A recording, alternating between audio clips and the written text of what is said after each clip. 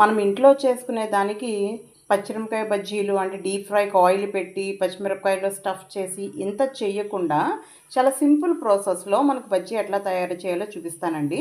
So ఇప్పుడు వెస్సల్లో salt వేసుకున్నాను, పచ్చిమిర్చి వేసుకున్నాను. సో ఇందులో శనగపిండి వేసి శనగపిండి అట్టు కింద ఒక స్లర్రీ లాగా ప్రిపేర్ చేసుకోవాలి.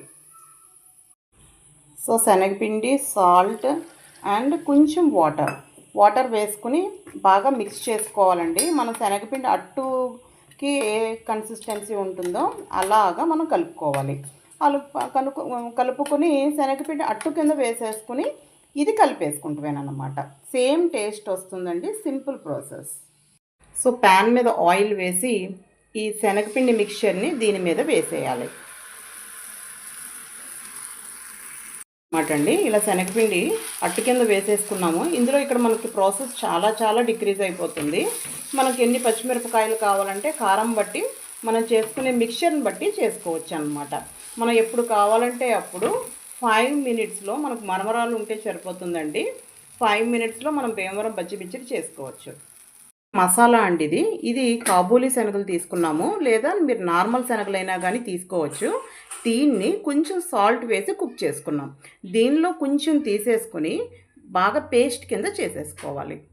కొంచెం ఉంచుకోవాలి, మిగిలిన కొన్ని పేస్ట్ కింద చేసేసుకోవాలండి శనగల్ని. ఇందులో మసాలా అంటే కనుక గరం మసాలా కాదు, ఇందులో వేసుకోవాల్సింది ఏంటి అంటే ధనియాల పొడి.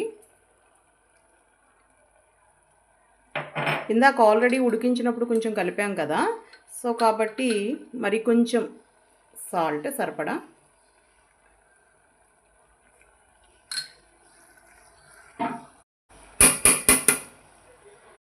కొంచెం కారం. సో ఇవన్నీ బాగా కలపాలి. మీరు బొబ్బర్లు వేసుకోవచ్చు, శనగలు వేసుకోవచ్చు, ఏదైనా సరే మీరు వేసుకోవచ్చు అండి. ఇది చక్కగా ఉడికిపోయిందంటే మసాలా రెడీ అయిపోయినట్టే. ప్లేట్ తీసుకుని ఇందులో కావాల్సినవి మనం పల్లీలు, కార్న్ ఫ్లేక్స్ కూడా వేసుకోవచ్చు అండి. సో నెక్స్ట్ వచ్చేసరికి ఇందాక మనం శనగపిండి అట్టు అంటే మనం దేని బట్టి వేసుకుంటున్నాం, బజ్జీ బదులు వేసుకుంటున్నాము. నెక్స్ట్ ఇది మసాలా, ఇది ఉల్లిపాయ, నెక్స్ట్ వచ్చేసరికి టమోటా మిక్స్చర్ అనమాట అండి, సన్నగా చాప్ చేసినవి. అంటే సాల్ట్, కారం కూడా వేసేసాం అందులోనే. సో ఇప్పుడు ఇవన్నీ బాగా కలుపుకోవాలి. సో ఇలా ఇంత ఫ్రెష్గా ఉండాలన్నమాట మరమరాలు, అప్పుడు మాత్రమే బాగుంటుంది. సో ఒక్కొక్కటి కలిపేసుకోవాలి బాగా.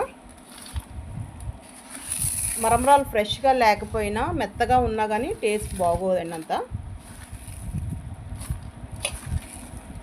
చాలా టేస్టీగా ఉంటుంది. కంపల్సరీగా ట్రై చేయండి గోదావరోళ్ళ బజ్జీ మిక్చర్.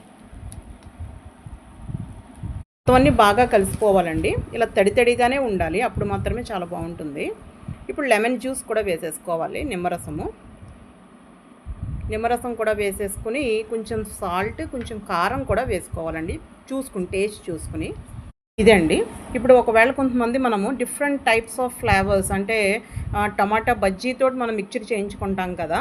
సో ఇప్పుడు మనం పిజ్జా లాగా శనగపిండి అట్టు వేసేసుకుని దాని మీద స్లైసెస్ కింద టమోటాలు దాని మీద కట్ చేసి అటు ఇటు వేసేసుకున్నారనుకోండి, పచ్చిమిరపకాయలు వేసేసి పైన టమాటాస్ని పైన పిజ్జా లాగా పెట్టేసుకుని అటు ఇటు తిప్పేసుకోండి. సో దాన్ని మీరు బాగా మ్యాష్ చేసి ఇందులో వేసుకున్నా సరే అది టమాటా బజ్జీ ఫ్లేవర్ వచ్చేస్తుంది అనమాట. సో మనం ఎక్కడికి వెళ్ళకుండా 5 మినిట్స్లో మన ఇంట్లో ఉన్న ఇంగ్రీడియంట్స్ తోటి హైజెనిక్ అండి. ముందు వాళ్ళు ఏ హ్యాండ్స్ యూజ్ చేశారు, వాష్ చేసుకున్నారా లేదా, లేదా ఏ వాటర్ యూజ్ చేశారు, ఏమీ భయం లేకుండా హ్యాపీగా మనం ఇంట్లోనే చేసుకోవచ్చు. ప్లీజ్ ఎంకరేజ్ అవర్ ఛానల్ అమ్ము వంట.